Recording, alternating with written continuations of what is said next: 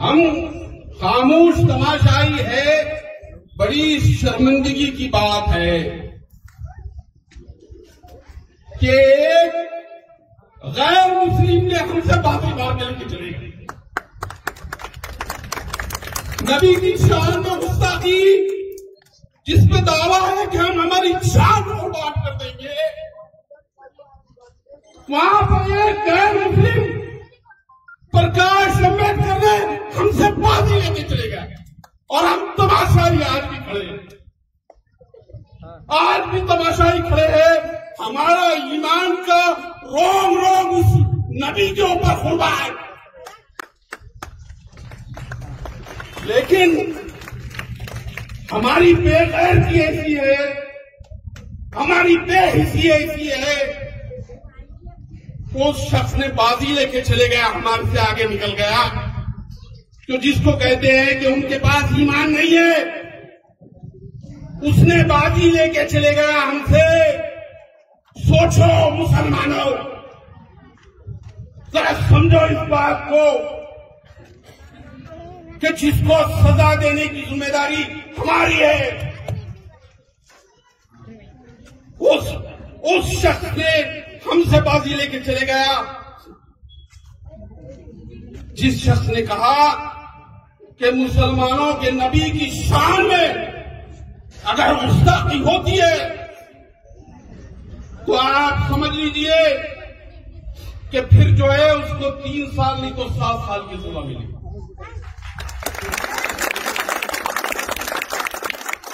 ये बड़ा कारनामा है। हिंदुस्तान का कोई एक मुसलमान लीडर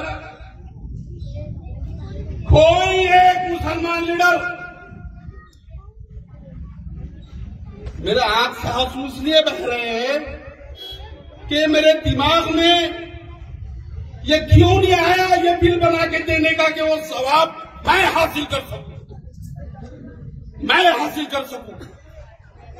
ये अल्लाह ताला ने कैसे उनको हिदायत दे दी कि नबी की शान में गुस्ताखी होती है और उस पर सजा मुतय्यन करने का काम प्रकाश अम्बेडकर कर रहा है।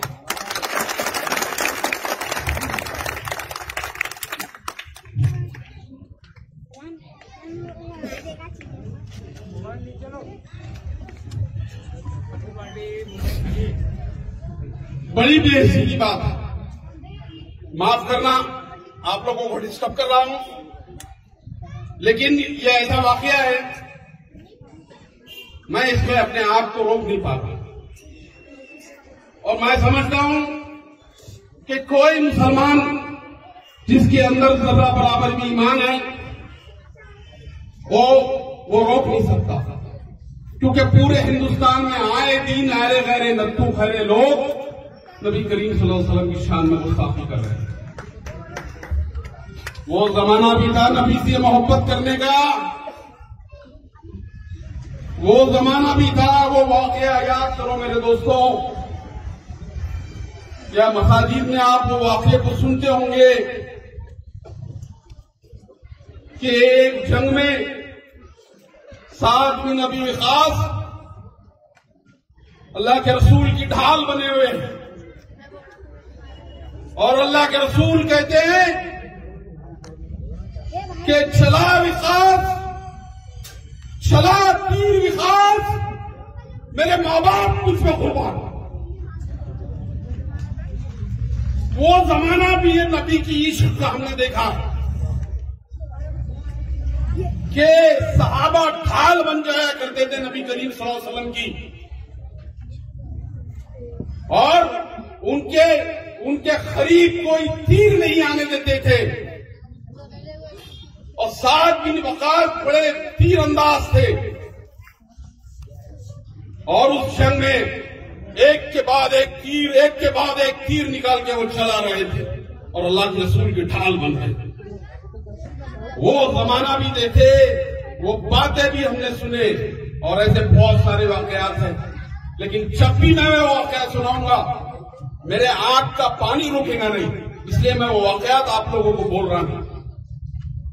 अब मुझे ये बताइए, आप लोग उस शख्स के एहसान को मानोगे कि नहीं मानोगे? बोले मुसलमानों,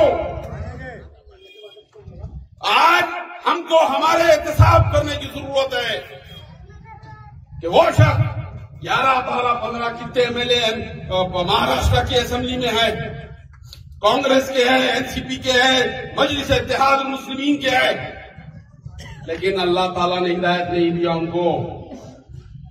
अल्लाह ताला ने हिदायत दिया। कहते हैं ना कि अल्लाह ताला को जब काम लेने का है तो काम किसी से भी ले लेता है। प्रकाश अम्बेडकर साहब को आगे बढ़ा। तो ये ऐसा बड़ा कारनामा है कि जिसके ऊपर हम प्रकाश अम्बेडकर साहब का जितना शुक्र अदा करें उतना ठीक। और मैंने फारूक साहब से कहा कि साहब थोड़ा इंतजार करिए, इंशाअल्लाह आप थोड़ा इंतजार करिए। इस औरंगाबाद शहर में हम उस शख्स का ऐसा इस्तकबाल करेंगे, ऐसा इस्तकबाल करेंगे कि वो आम खास मैदान के ऊपर खड़े रहने की जगह नहीं लोगों को मिलेगी, क्योंकि उन्होंने कारनामे ऐसे करके दिखाया। हमने रिजर्वेशन के ऊपर खड़े रहने के लिए जगह नहीं दी थी, इतना लोग जमा हुआ था। तो ये तो हमारे ईमान का मसला है। तो ईमान के मसले के लिए क्या हम उस आम खास मैदान को भरेंगे? बोलो यार। तो ये भरना चाहिए, लेकिन उससे पहले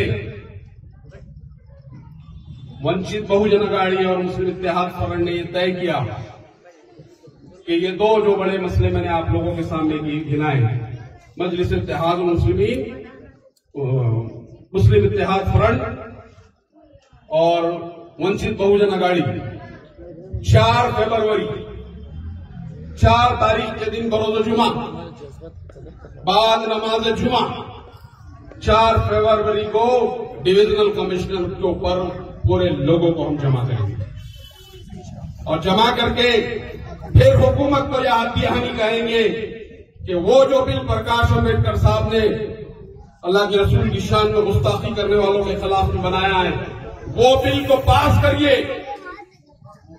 और मुसलमानों का जो 5% रिजर्वेशन की बात है तो 5% रिजर्वेशन चालू करिए। हम कह रहे थे कि बीजेपी की हुकूमत है, वो मुस्लिम दुश्मनी में जो है वो हमारे को ना रिजर्वेशन देंगी और ना ऐसा हो जाएंगे। आज सेकुलर पार्टी की हुकूमत वहां पर मौजूद है। शिवसेना को छोड़ दिए तो कांग्रेस एनसीपी को तो हम सेकुलर ही कहते हैं ना। तो सेकुलर पार्टी की जो है हुकूमत वहां मौजूद है। लिहाजा सेकुलर पार्टी की हुकूमतों के नुमाइंदों से हमारी गुजारिश है कि इस बिल को अगर आपको मुसलमानों के और दलितों के वोटों का वोट अगर लेना है तो आपको इस बिल को पास करना पड़ेगा। आपने हमको रिजर्वेशन के लिए तो बहुत चक्कर मारने लगा दिए, हमने उसको बर्दाश्त भी कर ली, लेकिन ये जो बिल है नामूस रिसालत का, इस बिल के अंदर हमारी बर्दाश्त नहीं रहेगी। इंशाअल्लाह 4 फरवरी के दिन हम डिविजनल कमिश्नर ऑफिस के ऊपर बहुत बड़ा धरना देने की कोशिश करेंगे। हम ये आप लोगों से गुजारिश करते हैं कि उस धरने में आप नारेगों का एक एक शख्स मौजूद रहेगा,